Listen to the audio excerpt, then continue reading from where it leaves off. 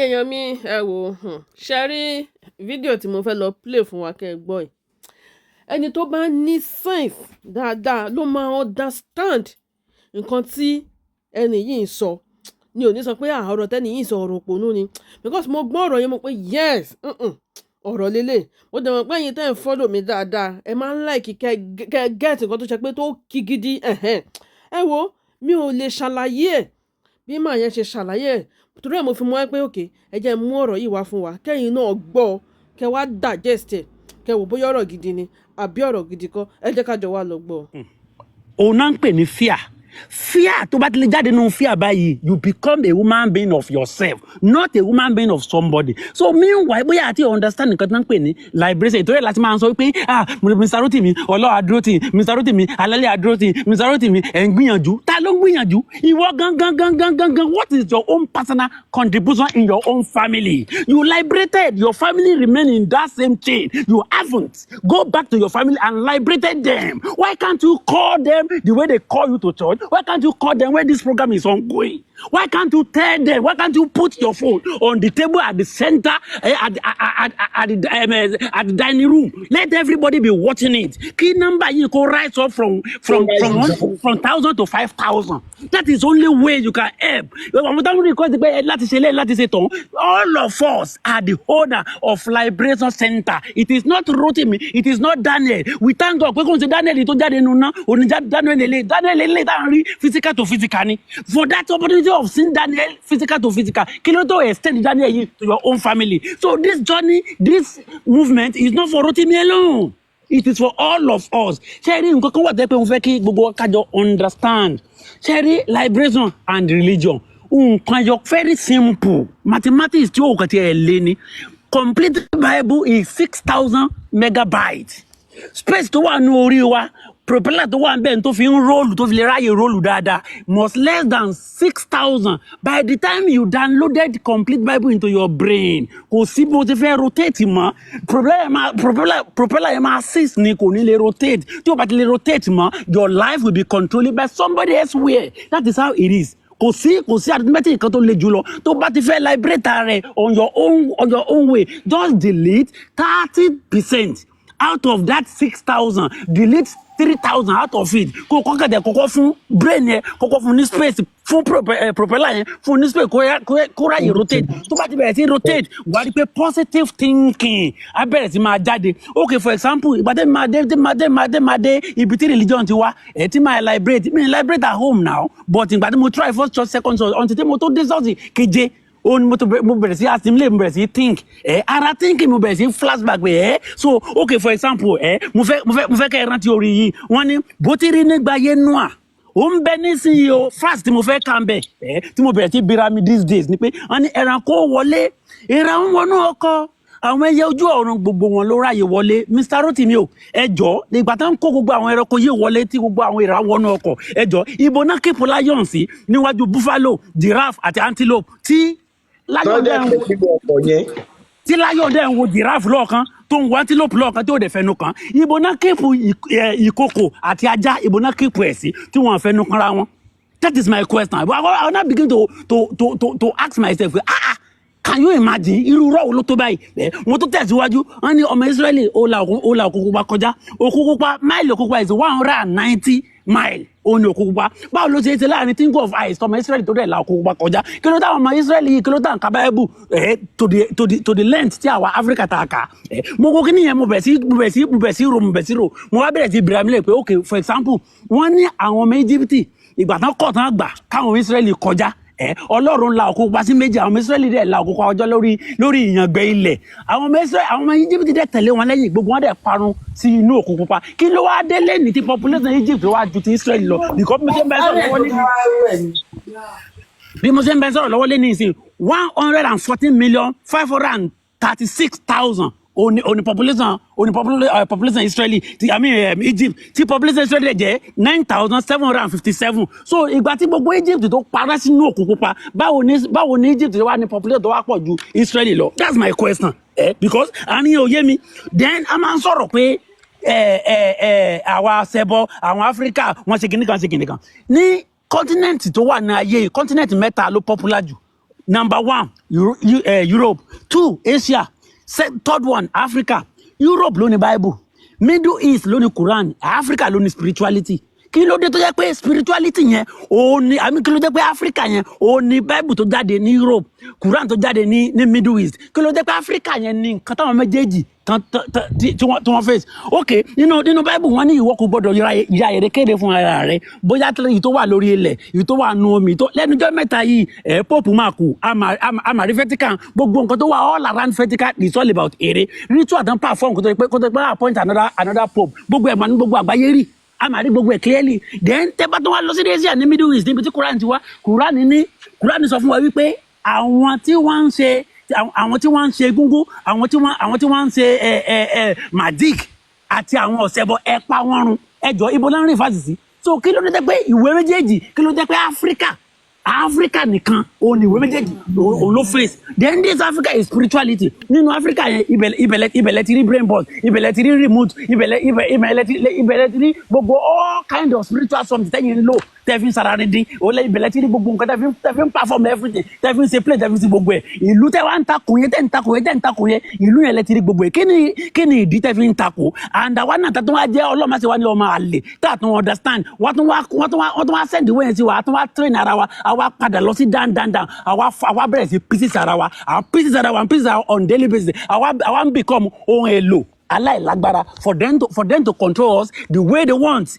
now again wò lẹ́nu jọ́ mẹ́ta yìí kíní kan ó kàn mí láyà ó kọ́ sí ìrònú fún mi máa rí i pé àwọn African country wọ́n dìde in support of Traoré this protest take over all over the world Mr. Rotimi ǹjẹ́ ẹ rí Western television kan tó gbé protest yẹn tó jẹ́ pé tí ọ̀kadà lásán bá ṣubú mi báyìí tí ilé bá jó ifun tí ẹranko bá kọjá gan tí mọ́tò bá yí tiẹ̀ ẹ máa watch ẹ̀ ní TV ẹ máa rí gbogbo channel ẹ máa gbé kí ló tá a ṣe adúrú nǹkan tó báyẹn ní gbogbo almost how many country in the whole world tí ò sí Western television ẹ̀yọ kan ṣoṣo tó gbé that is pé àwọn exist nìyẹn àjámọ̀ nǹkan kan fún ẹni tó bá lè ronú that is how it is now ẹ máa gbọ́ wọ́n máa ń sọ fún wa pé Jesus Christ is coming back. I always think of it. Nígbà tí Jésù tó ń padà bọ̀ tán ní káwọn Áfíríkà ká máa preach káàkiri. Kí ló dé tó yẹ pé àwọn country bíi méje kan wọ́n ti hold nǹkan tó máa payé rẹ́ wọ́n ti hold ẹ̀ lọ́wọ́. Àwọn country yẹn wọ́n ti mara wọn ti mọ̀ pé yes òpin ayé is coming they are always prepared. Àwọn yẹn náà ní kiri tó máa ń pè ní nuclear weapon. Wọ́n ní lọ́wọ́ so òpin ayé tá à ń pariwo sí àwọn country bíi márààrún yìí àwọn gbọ́dọ̀ bára wọn jà tó bá bára wọn jà pátá tó bá fi lè ṣe kíní ẹ̀ sílẹ̀ gbogbo wa ń lọ ni so kí ló dé tó fún wa sọ àwádìí ohun èlò alágbára tó pé yes it is all about miracle because I don't really get it because òpin ayé tá à ń sọ yín ṣe báyìí US ni China ni Russia ni France ni UK ni Pakistan ni India ni and North Korea àti òpin ayé táwọn anajúgbọ́n tá à ń pariwo tá à ń gbàdúrà tá à ń lọ sórókè wọ́n ti ní lọ́wọ́ tó bá pùn lé níbẹ̀ we are going today tẹ́ǹbàsí kò lè take 2 hours wá ń lọ ni kí ló dé táwọn wá kíní yẹn kí ló dé pé yẹsẹ̀ Jésù ló ń padà bọ̀ táwọn á dóde Jésù torí tààrẹ mú so at that area I don't get it right kíní ẹ̀ máa ń surprise me then finally it is very easy for you to liberate yourself the only thing to liberate ara ẹ ni pé ìwọ just delete little space ó ní mo fi bẹ̀rẹ̀ ọ̀rọ̀ òun náà máa fi parí ẹ̀ that is my final delete little space tí Bible ti occupy lọ́pọ̀lọ́ ẹ̀ kàn ṣẹ́kì orí ẹ̀ tó bá ti ṣẹ́kì orí ẹ̀ jókòó the answer you are going to get is humanity and physical life wàá mọ̀ pé heaven kingdom tá à ń sọ yìí it is for God science tọ́lọ́wọ́ bẹ́ẹ̀ anybody ṣíà ni Ọlọ́run ló máa bó ṣe máa operate ẹ̀ ayé tá a wáyé ni testament of heaven he gave us this earth for us to exploit kí ló dé pé ọ̀run tí a tó yẹ pé kò sí nǹkan kan tá a máa ń pẹ́ kò sí ìran babaláwa kò tí ì lọ síbẹ̀ kó wá ròyìn bẹ̀ kí ló jẹ́ pé ibẹ̀ la wá máa mójútó láti 10 years old tá a máa gbájúmọ́ tá a máa lé àwa ń jìyà láyé àwa wúlò kò síṣẹ́ kò sọ́nà kò sómi kò sí ẹ̀ka àdán pariwo ìjọba ọ̀run meanwhile ẹ jẹ́ kí everybody kó expand the liberation yìí tell one another ṣe ni referral preach it out tell people ìgbà tó bá lọ sí club ìgbà tó bá lọ sí party ìgbà tó bá lọ sí everywhere tó bá ti pa àwọn èèyàn group ẹ jọ discuss it one on one ẹ jọ fàájà ń bẹ̀ kẹjẹ káwọn èèyàn come to the temple of liberation so that kábàlẹ̀ why stronger kábàlẹ̀ expand sí then gbogbo àwọn tó bá jẹ́ alágbára nínú wa tó wà lórí ètò yìí tán ni one thing to another tó yẹ pé wọ́n lè contribute positively maybe be you are a high ranking police officer maybe you wà ní police officer high come to this liberation let this liberation let it expand more than this kò ń jẹ́ ká máa wá sí ìgbà inú mi dùn fún nǹkan tẹ́ ẹ̀ sílẹ̀ níjọ́ mẹ́ta yìí gbogbo àwọn tó wá sí ìgbà tó fẹ́ wá rant inú mi dùn bẹ́ẹ̀ sí ń já wọn bọ́ because tẹ́ bá wo system yẹn ṣe máa rí kó ti ń change than before àwọn èèyàn ti ń panic láti sọ̀rọ̀ so whenever it is time to mention names ó ti pẹ́ ó ti ṣe kíni kan if you don't mention their name that means the operation is still going in that their darkness world. Darkness will need not sweaty and you cannot see because you are in darkness. All they give to you is fear. So if you are not be able to mention name, that means you are still under the key and lock. So you got to come up and speak your mind, open your heart, speak openly. Jẹ́ káwọn èèyàn mọ̀ pé yes. Táwọn náà bá ṣe ń gbọ́, táwọn bá máa gbọ́ kí ló dán wage war.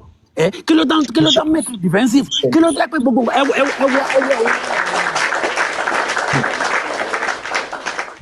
Okay, see now èmi ń bèrè lọ́wọ́ gba àtàwọn àmì ìbáyìí sìn which evidence are we waiting for àti rí pastor náà borí èèyàn lọ́wọ́ ẹ̀ àti rí pastor náà bọ́yọ̀ èèyàn lọ́wọ́ ẹ̀ àti rí pastor tó báyàn sùn lórí temple àti rí tó báyàn sùn lórí òkè àti rí tó tọwọ́ bọ̀ lóbó gbogbo àwọn tọ́jú ẹ̀ ṣe kìíní sí pátá they are alive ọ̀pọ̀lọpọ̀ àmì àwọn wọn àti ìkú mo ti rẹ́ nìkan tó ń sọ̀rọ̀ tó ń bá Mr. Rotimi sọ̀rọ̀ pé mo sọ fún pé mi ò kẹ́ láti gbójú jáde mo ready. So if all these allegations are all over the places, say àwọn kan sì lè máa wájú bẹ́ẹ̀ kan sọ pé it's not real, touch not my anointing, with all this surplus extra plenty allegation tí o dẹ̀ sí kankan till today now mo ti join program yìí síbáyìí mi ò tí ì lọ sí anywhere kí n rí bí láti defend it. Now lẹ́nu ọjọ́ mẹ́ta yìí àwọn ọmọ kí n Sunny Adé àtàwọn family ẹ̀ náà ò rí Sunny Adé wọ́n pariwo kí n Sunny Adé ṣe ó bọ́ síta kí ló dá béèrè lọ́wọ́ kọ́mọ olùṣọ́ àgùntàn bólúṣọ àkáǹtì dẹ̀ ni tá a béèrè pé ẹjọ́ ẹ bá post ìyàwó yín a fẹ́ gún ẹ tá a dẹ̀ béèrè látọdún láti join till today tó dẹ̀ dá wa lóhùn ẹ̀yin lẹ́dẹ̀ máa preach ọ̀rọ̀ Ọlọ́run lẹ́ máa sọ how soft is how bó ṣe ká wà liberal bó ṣe ká believe bó ṣe ká ṣe everything ẹ̀yin lẹ́ máa preach ẹ̀ fún wa common one request you cannot do so eléyìí ṣe bẹ́ẹ̀ ó wà fún ẹni tó bá lè think round the clock wà á ti understand so meanwhile ẹ jẹ́ kí liberation yìí ẹ jẹ́ kó kù lórí bó ṣe wà ẹ jẹ́ kó bọ́ sórí ọ̀rọ̀ liberation mo gbédè ara mi yé ẹ dìde ó yá ẹ rọ̀ mọ́ ẹ̀kẹ́ sára ẹ̀kẹ́ sẹ́bí ẹ̀kẹ́ sí gbogbo èrò tó ń bẹ lẹ́kùlé ẹ bá wa ké sí wọn ẹ máa bẹ́ tó bọ̀. ẹ ṣé bàbá mi thank you so much ẹni tó bá létí kó gbọ́ bá dẹ̀wù kó mọ́ gbọ́ be renewed. ṣẹ́rí program tẹ́ ń ṣe yìí ẹ̀gbọ́n mi inú mi ń dùn gan inú mi dẹ̀ ń dùn mo dẹ̀ ń ní joy mo dẹ̀ ń láyọ̀ mi ní parọ́ fún yín. ṣẹ́rí ayọ̀ gbogbo wa ò dẹ̀ ní dìbàjẹ́ tá a bá ti ń fẹ́ òótọ́ àti ìdílé àwọn ará yìí. àmì àṣẹ Èdùmàrè ṣẹ́rí inú mi dùn pẹ̀lú program tẹ́ ń ṣe yìí o mo rò pé èmi nìkan ni mo ti lajú ní mímọ̀ pé àwọn kan tiẹ̀ tún ti wà tó ti kọ́kọ́ lajú jù mí lọ ṣẹ́rí orúkọ Jésù ó ti fi fá wa lómi ọbẹ̀ jẹ kò wá ó wá nǹkan tó kàn ń dùn mí ni pé àwọn ọmọ wa tó tún bọ̀ lẹ́yìn ṣé nǹkan tó fẹ́ máa fọ́lù lélẹ́yìí àwọn olórí burúkú àwọn pásítọ̀ tá à ń sọ̀rọ̀ yìí wọ́n rí òótọ́ ọ̀rọ̀ lẹ̀ ìtorí ìjẹkújẹ tó máa jẹ wọn ò lè sọ ẹ̀gbọ́n mi àní kò ní bàjẹ́ fún yín sẹ́ẹ̀ àní kò ní bàjẹ́ gbogbo ẹ wò inú mi kàn dùn bẹ́ẹ̀ yẹn láìsí àwọn èèyàn báyìí ni inú mi dùn gan mo rántí táìmù kan mo wà ní Bàrígà mo máa ń play bọ́ọ̀ gbà yẹn kó lórí pé mo kó wá sí Abúlé Ẹ̀gbá so ọmọ àwa sórí pitch ní ìgbà yẹn Àjàyí Crowder mo lọ ní Bàrígà gbà yẹn tó máa ní àókè àbọ̀bọ̀ yóò lérò lẹ́yìn fútbọ́ọ̀lù ní ẹ̀kíní kan ọmọ àgbé bọ́ọ̀sì méjì lẹ̀ mẹ́ta lẹ̀ màá wá káwọn èèyàn láti Bàrígà àwọn ọmọ ọ̀tá gbogbo wọn màá lọ máa kàváàsì wọn màá kó wọn dé LCC 3A ní Ọ̀rẹ́gùn ìbà wọ́n ṣe àwọn afọ́sí gbogbo wa. It has nothing to do with us in the treatment room. We don't know anything about when you're going home, and I've been telling you that more than 10 times now. ẹ máa speak in tongue gọ́sẹ̀ máa sọ pé ká máa speak in tongue tipátipá gbogbo àwọn náà máa ṣe ṣàkàrà bobo ẹ̀gbọ́n mi ìgbà tójú mi máa là nǹkan ti lọ mi ní parọ́ fún yín ìgbà tójú mi máa là so kí ni wọ́n á jẹ́ ìgbà pé ó ń dùn mí lẹ́ ó ń jẹ́ ẹ̀dùn ọkàn fún mi bọ̀ kò sí ẹni tó fẹ́ gbọ́ mi ọmọ ní bóyá ń ṣe yìí ẹ̀fún ẹ̀ ni òun tọ́jú sílẹ̀ gbogbo yamayama ọ̀rọ̀ ṣé rí wọ́gbé ni ti pọ̀ jù mí mọ́ bọ́ ṣe ń sọ̀rọ̀ ṣùgbọ́n àwọn bíbí yọ ti parọ́ tán wá gan Jésù tá a mọ̀ tí ò ń ṣe ọmọ Yorùbá tẹ fi wá kó wa lómi ọbẹ̀ jẹ tẹ fi ń parọ́ fún wa tẹ sòótọ́ ọ̀rọ̀ fáwọn èèyàn káwọn èèyàn gbọ́n gbogbo àwọn tó ń sọ pé ká make heaven títí wọn ni kọ́ máa travel out lọ kọ́ máa lọ sílùú onílùú kọ́ máa lọ máa gbádùn heaven ló ń pè yẹn náà àwa wà Nàìjíríà ẹ̀ ń parọ́ fún wa ẹ̀ sọ pé a máa make heaven ká gbọ́ Ọlọ́run gbọ́ ká ṣe gbọ́ ẹ̀ ẹ wò kò ní ra gbá fáwọn bíbú yìí o tó fi religion tí wọ́n fi wá kó wa lómi ẹrú omi ọbẹ̀ jà bíbá lọ́yìn sọ kò ní ra gbá fún wọn o ẹjọ́ ẹ tèmi máa bá máa enlight àwọn èèyàn ẹjọ́ kí àwọn èèyàn gbọ́n because bí everything ṣe ń lọ sí yìí in fact religion gan ó pẹ̀lú nǹkan tó ń pa Africa yes ó pẹ̀lú nǹkan tó ń pa Africa o ẹjọ́ o ẹ ṣáà máa bá a sọ fún wọn àwọn tí wọ́n ti jí kọ́ tètè jí báyìí o kò easy kọ́ gbọ́ o because mama 60 years tó ti brainwash àti believe ó máa jẹ́ kínní fún o ẹjọ́ o ẹ ti máa já wọn sí o kọ́ jọ o ẹjọ́ o ẹ jẹ́ ká máa bọ Ògún wa